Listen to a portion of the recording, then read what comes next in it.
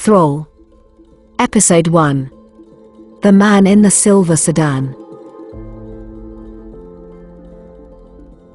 The music was deafening, the lights flashing a volley of greens, reds, and blues. Veronica placed her hand on her chest, feeling the beat thumping through her body. She savored the feeling, closing her eyes and trying to zone out the cacophonous sound, focusing only on the strong steady rhythm thumping like a heartbeat. "Hey there, hot stuff," a man interrupted. He swayed, loosely holding an empty glass in one hand, and motioning towards the bar with the other. "The name's Jason, and it looks like you could do with a drink." Veronica wanted to ignore the jerk. She wanted to drown out the music again and feel the thumping beat in her chest. "Fine," she sighed, "lead the way." The young man grinned excitedly, taking her hand and dragging her through the crowd. She could smell the alcohol on him and feel his pulse rushing through his sweaty hand.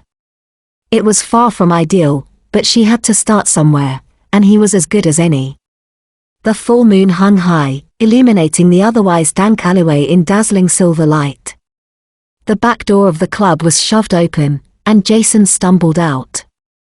Veronica awkwardly attempted to hold the young man upright, as he fumbled to brush her platinum hair aside and kiss her neck. "You're pretty, babe," he slurred. "And you're disgusting," she replied. He pushed her to the alleyway wall, between a faded poster promoting a band, and a colorful piece of graffiti depicting an elephant with an indecently shaped trunk. It was a battle of will not to shove the man away. She had prepared for this, she had practiced. Veronica ran her hand through Jason's short dark hair and gripped it tightly. Jason laughed in between animalistic kisses. "You like it rough, babe?" "I dig it." She yanked his head to the side, revealing his bare neck.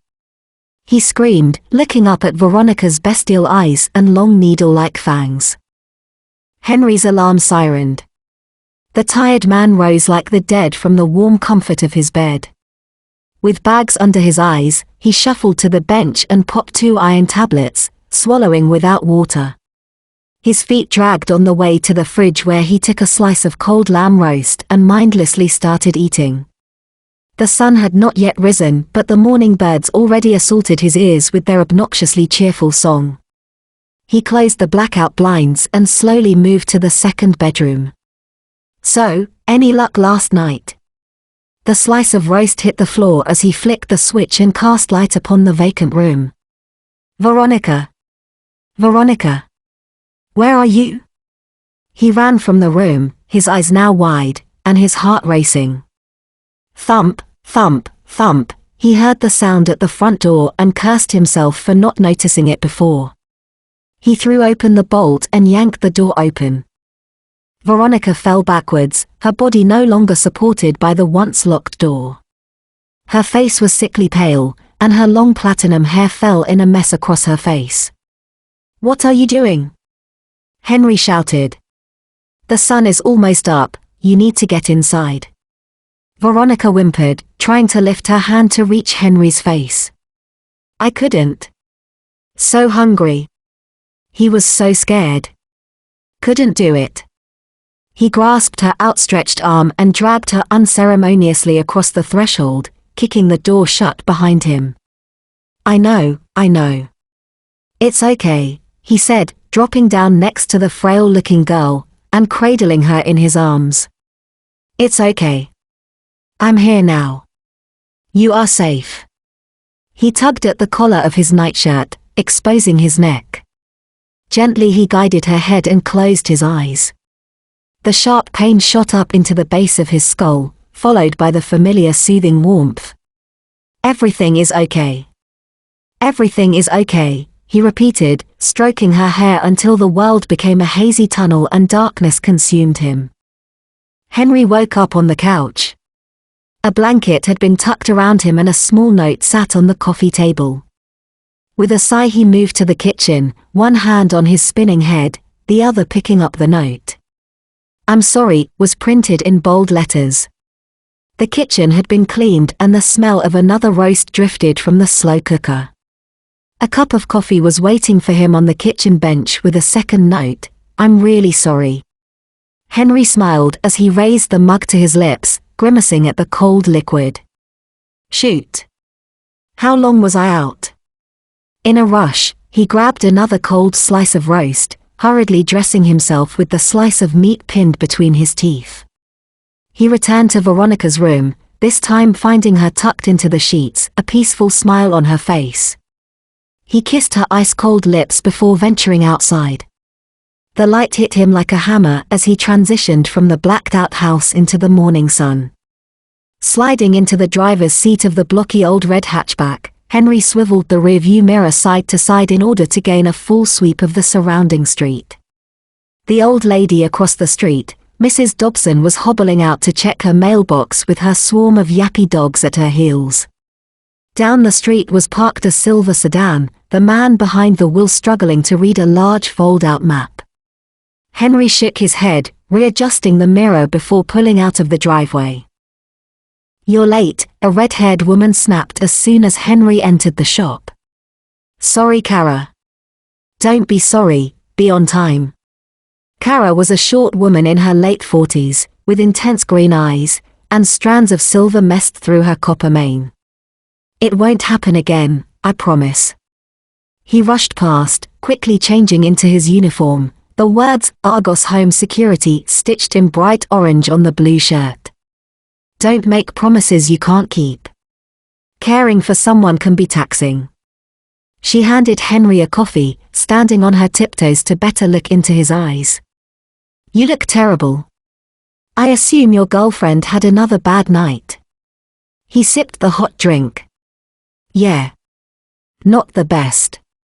"You're a good man, Henry Harker. Not many young people would put their life on hold like you have." "What does she have again?" It took a moment for Henry to register the question.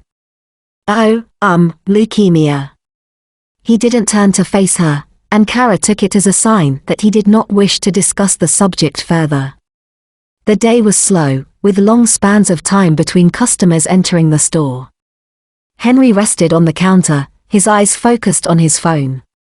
His screen was split into 4. One showed the front door of his house, another was his backyard. A third was angled in the corner of the living room so it captured the kitchen and Veronica's bedroom door. The last was a bedroom with blacked-out windows and a woman lying deathly still on a double-sized bed. A buzzer chimed as the door to the shop opened. Henry looked up and put on his best smile. "Hello, sir, how can I help you?" The man wasn't overly tall, but his black tailored suit, meticulously groomed moustache, pointed grey beard, and the imperious manner in which he held himself accentuated his presence. He strolled down the aisles, inspecting the selection of cameras and security systems. In Henry's experience, most customers who entered the store fit into 3 broad categories. Pensioners and their families, who were just as concerned about the elder hurting themselves as any possible intruder. New house owners, who wished to kit out their new investment with as much modern gadgetry as possible. And the sketchy people, who Henry could only assume were up to no good or paranoid. This man didn't match any of those, so Henry found himself intrigued. "I'm just browsing," the man said with a soft accent Henry could not quite place. The man continued his slow meandering. Henry started to feel watched, despite the man never once turning in his direction. Finally, the man made his way to the exit without buying anything or even asking a question. Just before leaving, he said, "It's an interesting shop you work at. Good place if you have someone you need to keep an eye on." Henry's blood turned cold. As soon as the man was gone, he opened up his phone and logged onto his cameras. Veronica was still motionless and the house appeared safe. He leapt over the counter and rushed to the door. At the far end of the car park, Henry caught a glimpse of the well-dressed man getting into a familiar silver sedan. "Kara," Henry called out into the back room.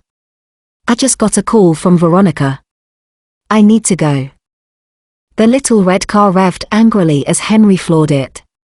He weaved his way around slow-moving traffic, his eyes periodically flicking down to his phone mounted on the dashboard.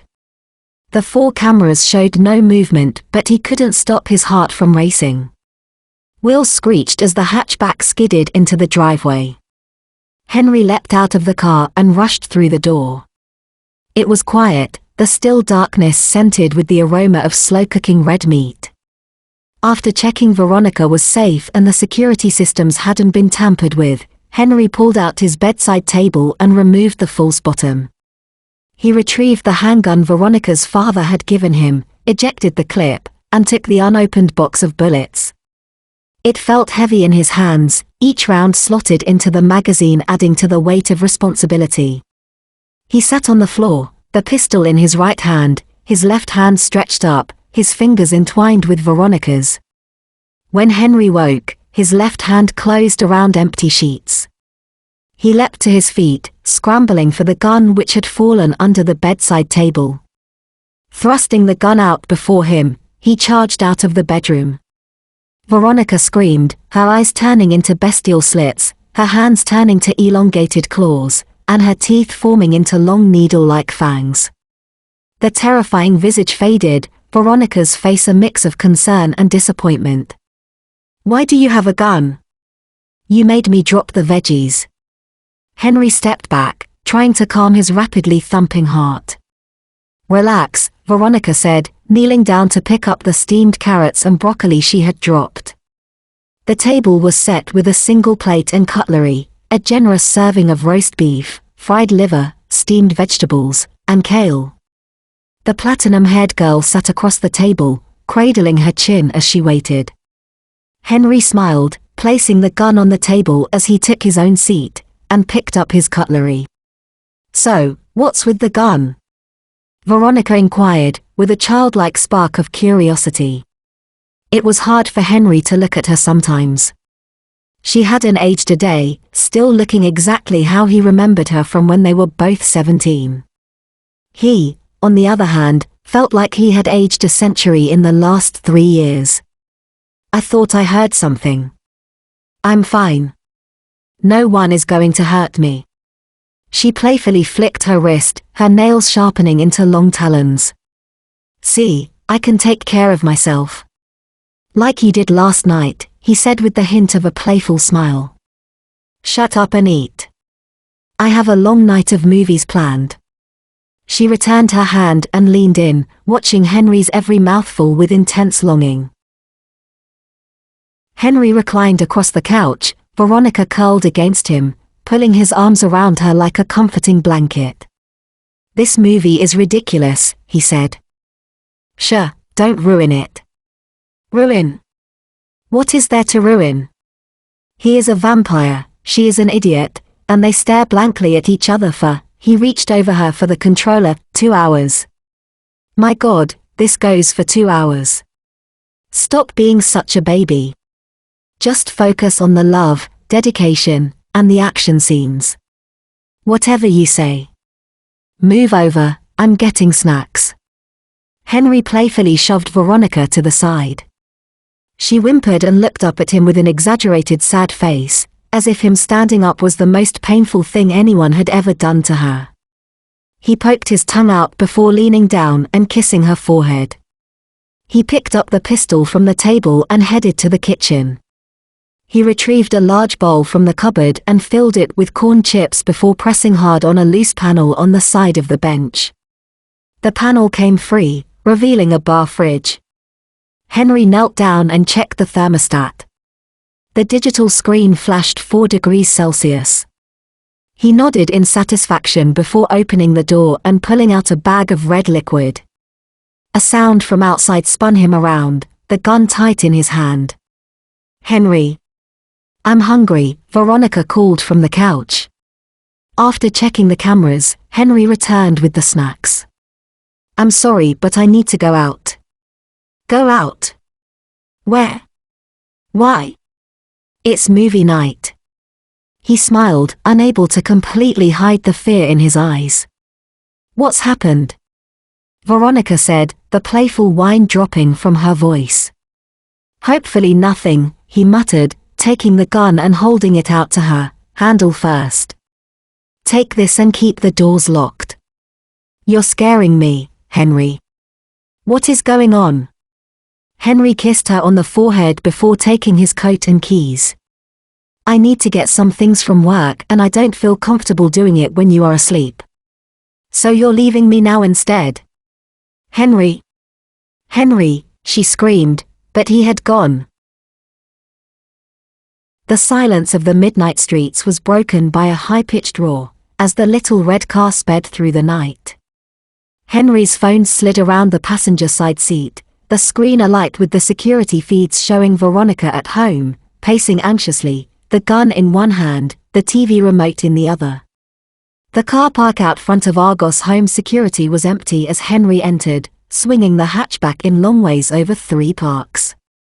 Leaving the engine running, he hastily entered the door codes and went inside. Cameras, alarms, digital locks, and motion sensors were quickly bundled together and packed in a bag. He had not taken more than 2 steps outside before he froze, a chill running down his spine. Beyond his red hatchback, less than 10 meters away was parked a silver sedan, a man sitting behind the wheel with a well-groomed mustache and pointed beard. The man smiled, giving Henry a polite wave. Henry let his imagination loose, the worst possible scenarios spinning around in his head. Every step was a fight against the fear that had gripped him. He had to get home, he had to protect Veronica, he couldn't let himself die here. He lunged for his car, threw the bag onto the passenger seat and threw the little car into gear. The tires screeched as Henry put his foot down, fishtailing the car around and speeding off. With one hand, he fumbled for his phone and checked the camera feeds. The front and back doors were secure, Veronica's bedroom was empty, and the last screen was blank. No, he shouted, willing the little car to go faster. He didn't bother slowing down for their driveway, instead, skidding to a halt out front and running to the front door. He kicked in the door, holding his fists up, ready to punch whoever he might encounter. Veronica screamed as the door flew off its hinges. Behind her stood a woman in a long flowing black dress, skin as pale as snow and hair as dark as pitch. The woman smiled, displaying her long needle-like fangs. Good of you to return with such haste. I think the 3 of us need to have a little chat. Thank you for listening to Thrall, Episode 1. The Man in the Silver Sedan. If you liked it, please like and subscribe. If you want more, let me know what stories I should focus on in the comments below, or try some of my other stories. I have been TJ Hamilton. See you later, mate.